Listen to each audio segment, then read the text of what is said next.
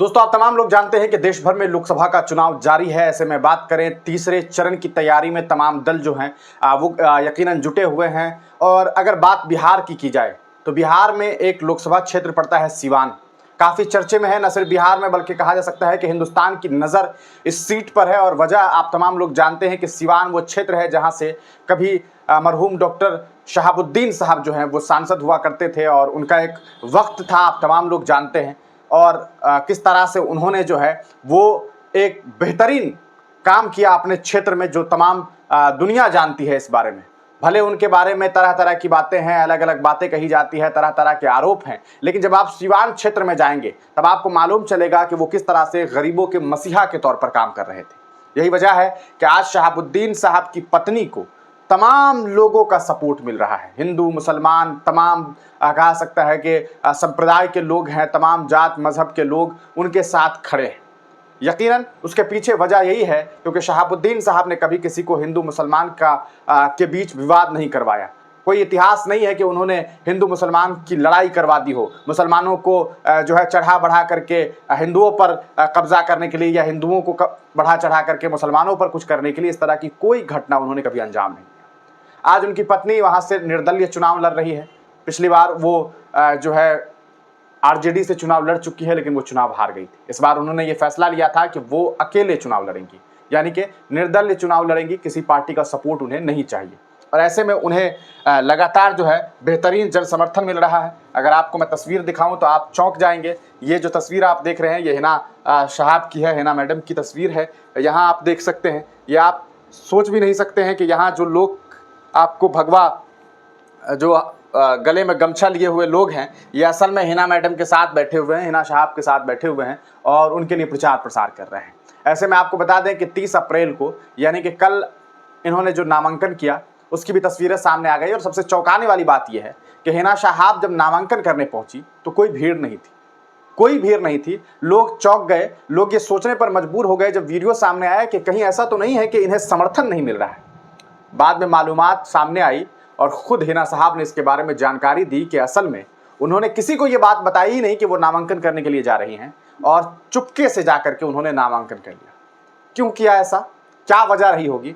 वजह ये थी क्योंकि अगर हिना साहब कह करके नामांकन करने के लिए जाती तो फिर हजारों गाड़ियां उनके पीछे आ जाती, काफिला का काफिला होता, न जाने कितने किलोमीटर तक ट्रैफिक जाम हो जाता। होता क्या? होता ये कि प्रशासन को फिर दिक्कत हो जाती, लोगों को दिक्कतें होती, लोग परेशान हो जाते, ट्रैफिक सिस्टम खराब हो जाता, लोगों को आने जाने में परेशानी होती। और इन तमाम चीज़ों का ख्याल आया हिना साहब को और उन्होंने ये फैसला लिया कि मुझे किसी भीड़ की ज़रूरत नहीं है नामांकन करने के लिए। नामांकन में तो मैं खुद चली जाऊंगी और साथ में 4 लोग जाना है बस प्रस्तावक बन करके। और फिर वो अकेले जाती हैं और बाद में वो सोशल मीडिया पर अपना जानकारी देती हैं कि 30 तारीख को जो है जनता के आशीर्वाद से आज नॉमिनेशन किया गया। 30 अप्रैल 2024 उन्होंने लिख करके अपने ऑफिशियल आईडी पर लिखा था। और साथ में उन्होंने ये भी बात लिखी थी कि शांतिपूर्वक और बिना किसी जन सैलाब के नॉमिनेशन का फैसला लिया गया है ताकि रोजमर्रा की जिंदगी वाले लोगों को भीड़ से दिक्कत ना हो। उम्मीद है कि आप सभी इस फैसले के साथ होंगे और यकीनन इस फैसले पर कौन न नाज करे और किसे इस फैसले पर जो है खुशी ना हो कि आप चुनाव जीतने से पहले भी जनता के बारे में सोच रहे हैं। और हिना साहब तो आप तमाम लोग जानते हैं कि एक महिला जो काफ़ी दर्द और पीड़ा के साथ अपनी कई सालों को गुजार चुकी है। आज तारीख है 1 मई, आज तीसरी बरसी है डॉक्टर मोहम्मद शहाबुद्दीन साहब की। आज से 3 साल पहले उनकी मौत हो गई थी।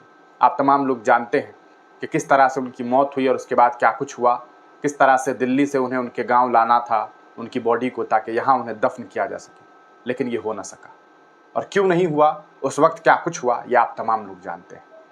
बात करें अगर सिवान की, तो सिवान लोकसभा क्षेत्र में इस बार पूरी तरीके से हिना मैडम की लहर है। कोई मोदी लहर और कोई महागठबंधन की लहर वहाँ पर नज़र नहीं आ रही है। एक तरफ तमाम दल हैं, दूसरी तरफ अकेले हिना साहब हैं जिनके पास अपार समर्थन है। और तमाम लोग, चाहे वो हिंदू समुदाय के हो, मुस्लिम समुदाय के हो, तमाम दल के लोग जो हैं इनके साथ खड़े हैं और इनके लिए जो है वो चुनाव प्रचार प्रसार किया जा रहा है। आपको हम एक वीडियो दिखाएं जिसमें आप देख सकते हैं कि किस तरह से जो ये वीडियो आप देख सकते हैं। दिनांक 30 अप्रैल को सिवान लोकसभा क्षेत्र के निर्दलीय नामांकन किया गया। और मैंने बहुत अच्छे से नामांकन मेरा हुआ है। कितने सेटों में हुआ है मैडम? 2 सेट में। मैडम क्या अपील करेंगे जनता से? जनता से मैं अपील करूंगी, जिस तरह से मैं सिंपल तरीके से मैंने नामांकन किया है, मैं किसी को नहीं चाहती हूँ कि परेशानी हो।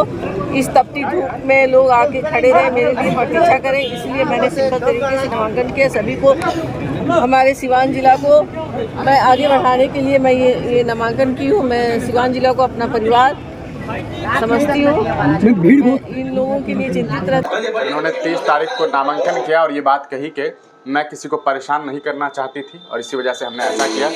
ये आप एक वीडियो का फुटेज देख रहे हैं। नामांकन के वक्त में बहुत कम लोगों के साथ जो है हिना मैडम गई थी और तब जा करके इन्होंने अपना जो है वो नामांकन किया है। तो ये एक खबर सिवान से सामने आई है। आपको बता दें कि काफ़ी मजबूती के साथ हिना साहब चुनाव लड़ रही है और उम्मीद ये जताई जा रही है कि सिवान से इस बार हिना साहब सांसद बन करके दिल्ली पहुंचेंगी। आप तमाम लोग अपनी राय कमेंट सेक्शन में जरूर दीजिएगा। तब तक के लिए दीजिए इजाजत, फिर मिलेंगे किसी नई वीडियो के साथ किसी नई पेशकश।